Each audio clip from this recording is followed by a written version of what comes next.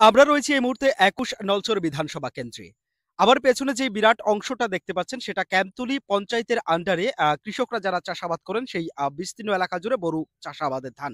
আজ বৃষ্টি হয়েছে সামান্য পরিমাণে।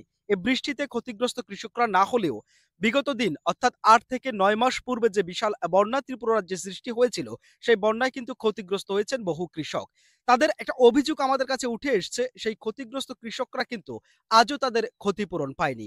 আমরা যখন ২-১ জন কৃষকের সঙ্গে কথা বলেছিলাম, তারা এই বিষয়টা কিন্তু আমাদেরকে জানিয়েছেন যে এই ক্ষতিপূরণটা পেলে তারা আজও সুবিধা সম্মুখীন হতো। আদৌ তারা সেই সুযোগ সুবিধাটা পায়নি। চারদিকে সবুজের সমারোহ, ধানের শীষগুলো যেন হালকা বাতাসে মাথাচাড়া দিয়ে আছে মাটিকে আঁকড়ে। ২১ নলছর বিধানসভা কেন্দ্রের ক্যাম্পতলী এলাকা সত্যি যেন এক টুকরো সবুজের ঢালি। বোরো ধানের এই চাষাবাদ নিয়ে কৃষকদের নানাবিধ অভিযোগ, যেমন রয়েছে সরকারি সুযোগ সুবিধার আর্জি। প্রান্তিক চাষাবাদে উঠে আসে নানা অসুবিধার চিত্র। ঠিক এমনই দুজন কৃষক আমাদের জানায়, শোখা মরশুমে তারা জল পান না, পাম্প অপারেটর নাকি জল দেয় না সময় মতো। ঠিক কি বলছেন দুজন চাষি? এই জায়গায় এসে আমরা একসাথে দুজন চাষীকে পেয়েছি যারা চাষ করেছেন বা চাষের সঙ্গে যুক্ত আছেন। আমরা এক এক করে জানতে চাইবো আপনার নামটা কি? শরৎ দাস। আপনি চাষাবাদের সঙ্গে যুক্ত। হুম। এবছর ফলন কেমন হয়েছে? বড় ছিল খরান গেছে। খরার সময় কি আপনারা জল পেয়েছিলেন কিনা? পেয়েছি না। একটা টিউবওয়েল বা কিছু জলের ব্যবস্থা কি রেখেছেন এখানটায়? এনে পাম্প আছে আছে যে এটা ঠিকভাবে চালাইছে না, চালাইলেই জল পাইলাম। পাম্প অপারেটর কে? অপারেটর চালাই না উত্তম। তিনি কি সময় মতো জল দেন না? না, এরিকটা মতন চালাচ্ছে। এটা বড় ধরনের অভিযোগ আপনারা শুনতেই পেলেন। যিনি পাম্প অপারেটর রয়েছেন, যখন শুখা মরশুম থাকে, উনি কিন্তু উনার ইচ্ছে মতো জল দিতেন বা ইচ্ছে মতো যেটা উনি খেয়াল খুশি মতো করতেন। এটা অভিযোগ কিন্তু উঠে এসছে এই জায়গা থেকে। কি বলবেন? এইটাই। আপনারা কি চাইবেন আগামী দিনে এমনটা থাকুক নাকি অন্য কেউ বা কিছু? আমরা তো হিসাবে এটা পাল্টে দেও না কাজ, কারণ ঠিকভাবে জল না পাইলে তখন তার ফসল হইতো না। এই বিষয়টা কৃষি দপ্তর বা উপর মহলে জানিয়েছেন কি? আমরা জানাইছি না, তো নেতারা আছে না, নেতারা দেখে না। আমরা তো সাধারণ মানুষ, তারা যদি আপনারা প্রান্তিক চাষটি আপনারা চাষাবাদ করছেন, চাষাবাদের ফলেই ফসল উৎপন্ন হচ্ছে। সে জায়গায় আপনাদেরকে দাম দেওয়া নিশ্চয়ই গুরুত্ব আছে। সেই বিষয়টা কিভাবে দেখছেন? এইটাই। আগামী দিনে তাহলে কি আশা থাকবে এই বিষয় নিয়ে, জলের ব্যাপারটা নিয়ে? জল ব্যাপারটা নিয়ে আমরা আলাদা একটা মেশিন দিয়ে দিলে সবচেয়ে বিগত দিনে যে বন্যা গিয়েছিল, বন্যায় কোনো রকম ক্ষতিগ্রস্ত হয়েছেন কিনা? হ্যাঁ, প্রচুর ক্ষতি। এখনো পর্যন্ত কিচ্ছুই পাননি বন্যায়? পুকুর টুকুর মারি গেছে গা, পুকুরের পরিবর্তে কিছু দিছে না।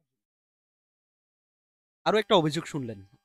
বিগত দিনে যে বন্যা গিয়েছিল সেখানটায় কিন্তু ক্ষতিগ্রস্ত এনারাও কিন্তু কোনো সুযোগ সুবিধাই পাননি। অপরদিকে এবারের ফলন ও বিগত দিনের বন্যা নিয়ে আরেক কৃষক জানান, বিগত ৯ মাস পূর্বে রাজ্যের বুকে ঘটে যাওয়া ভয়াবহ বন্যায় ক্ষতিগ্রস্ত কৃষকরা সাহায্য পাওয়ার কথা থাকলেও সরকারিভাবে তারা পাননি কোনো সুযোগ সুবিধা। কৃষি দপ্তর থেকে কোনো রকম সাহায্য সহযোগিতা করা হয় কিনা?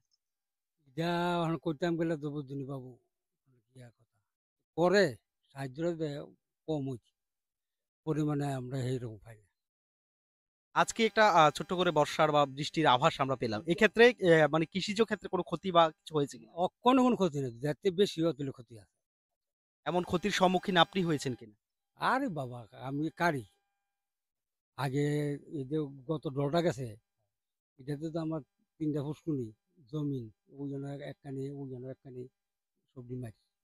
আপনি ওই বর্ষার কথা বলছেন যে ৮ মাস ৯ মাস আগে পুরো বড় বর্ষাটা হয়েছিল। তো ওইখান থেকে আপনার ক্ষতিপূরণ পেয়েছেন কিনা? ক্ষতিপূরণ কইছে দিব, এখন তো দিব কইছে, দেওয়া তো দিছে, এখন পর্যন্ত আর কোনো আর পাইলাম না। একটি টাকাও পাননি?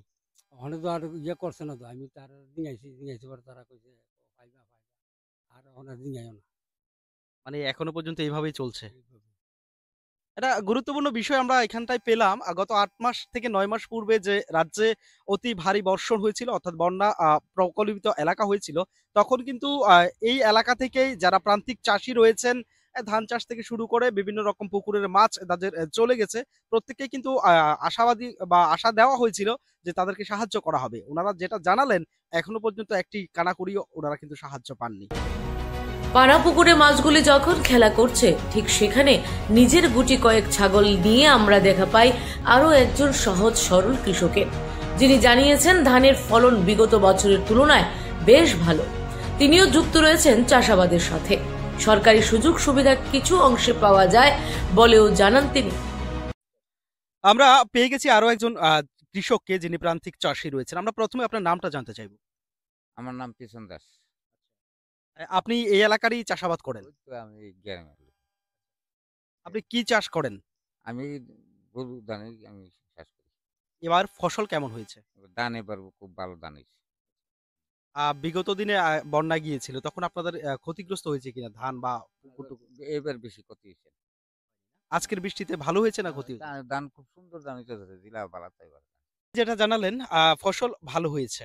এবছর যে বন্যা গিয়েছিল, বন্যার পরবর্তী সময়ে আজকের এই বোরো ধান এই সময়ের মধ্যেই যে বৃষ্টিটা পেয়েছে তাতে কোনো ক্ষতি হয়নি। বরঞ্চটা লাভবান হয়েছেন কৃষকরা এই বৃষ্টিতে, ফলন আরো সুন্দর হয়। নলছড় থেকে ত্রিপুরা টিভি, আমি প্রীতম।